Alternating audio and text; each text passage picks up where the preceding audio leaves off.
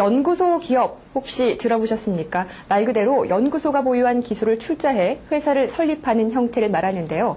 기술 개발에 그치지 않고 정부 차원에서 상용화까지 지원하겠다고 합니다. 원자력 연구원에서 출발한 벤처 회사의 경우가 좋은 본보기가 되고 있습니다.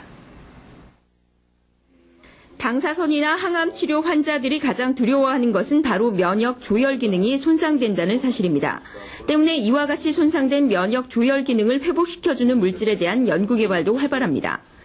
한국원자력연구원이 개발에 성공한 이 생약 물질은 방사선과 생명공학을 결합한 융합 기술의 결정체입니다.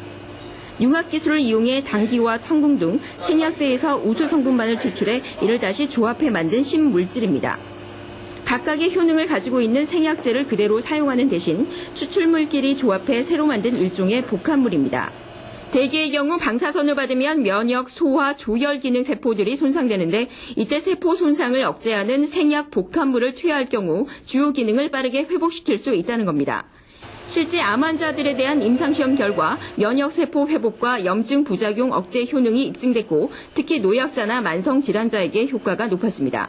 대부분이 최종적인 효과를 위주로 검증을 했죠. 근데 의약품으로 가기 위해서는 그 중간에 작용하는 어떤 메커니즘, 작용 기전, 혹은 유효 성분 이런 것들을 다 하나씩 다 규명을 해야 되는 것이 더 남아 있습니다.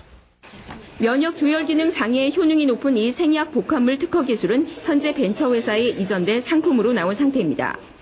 지난 2004년에 정부 출연 연구기관인 원자력연구원이 기술을, 기업은 자본을 각각 출자한 겁니다. 여기서 탄생된 제품이 바로 액상 형태로 만들어진 건강식품과 화장품. 이전받은 기술을 응용해 당귀 등 생약제에서 나온 혼합 추출물로 만든 상품들입니다.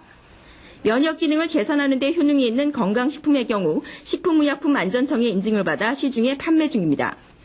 특히 건강에 대한 관심이 급증하면서 경기 침체 속에서도 매출은 꾸준히 상승하고 있습니다. 다이어트 식품이라든지 안 그러면 뭐 당뇨에 좋은 식품이나 이런 걸 저희들이 생산을 해가지고 건강 기능성 식품 업체라든지 안 그러면 소재 전문 업체로 저희들이 계속 이렇게 커 나가려고 그렇게 생각하고 있습니다. 앞으로 천연물을 이용한 신약 개발에도 주력해 노인성 질환 예방과 발모제, 아토피성 피부 치료제 등으로도 출시될 것으로 보입니다.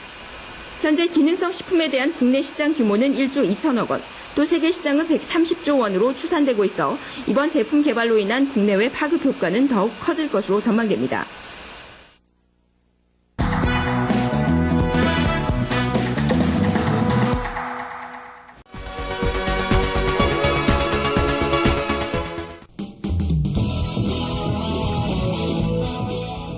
현대인의 생명을 위협하는 대표적인 질환, 암.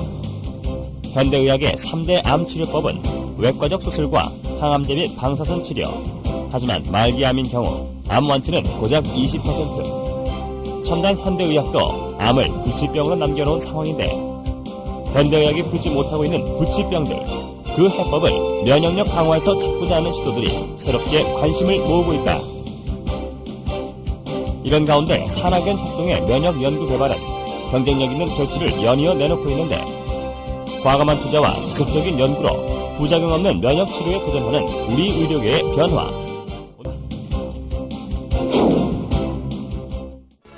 천연 생약제에서 추출한 성분으로 만든 항암 기능성 식품이 국내에서 처음으로 개발돼서 이르면 이달 안에 시판될 예정입니다. 조용호 기자가 전합니다.